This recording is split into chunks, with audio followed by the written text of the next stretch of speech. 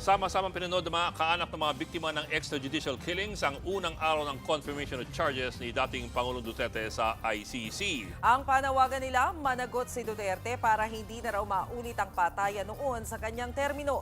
Nasa frontline na balitang yan si Camille Samonte.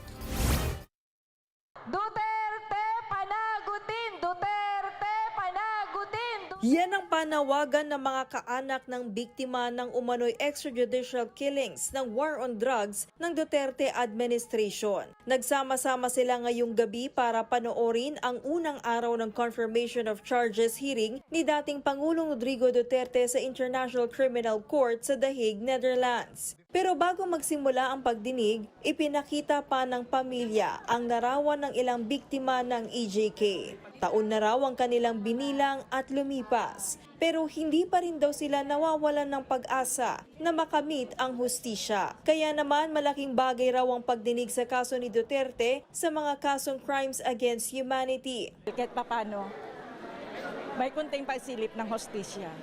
Dahil kung dito lang tayo aasa sa Pilipinas, wala po tayo talagang maaasahan.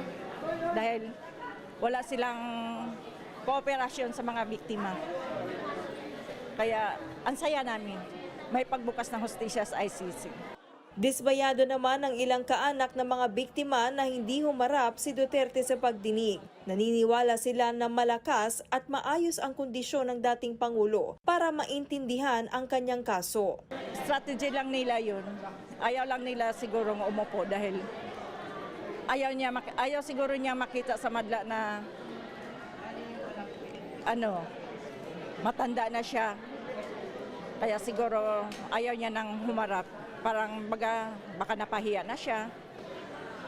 At saka, ang hiling namin sa kanya, magpalakas siya. Dahil marami pang haharapin ang kaso niya. Nagpalakpakan naman ang mga kaanak ng humarap at magsalita ang legal representative sa ICC ng mga biktima na si Attorney Joel Butuyan. Sa kanyang opening statement, mahalaga raw na matuloy sa paglilitis si Duterte para maisiwalat ang record ng mga pinatay sa kanyang termino at hindi na ito maulit.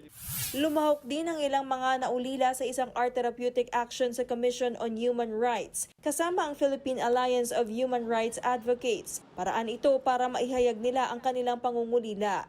Mahalaga raw kasi na maproseso ng mga biktima ang kanilang trauma, lalo't muling natatalakay ang madugong patayan sa Duterte drug war. Nagbabalita mula sa Frontline, Camille Samonte, News 5. Mga kapatid, Ed Lingaw po, maging maalam at may pakialam sa mga napapanahong balita sa ating bansa.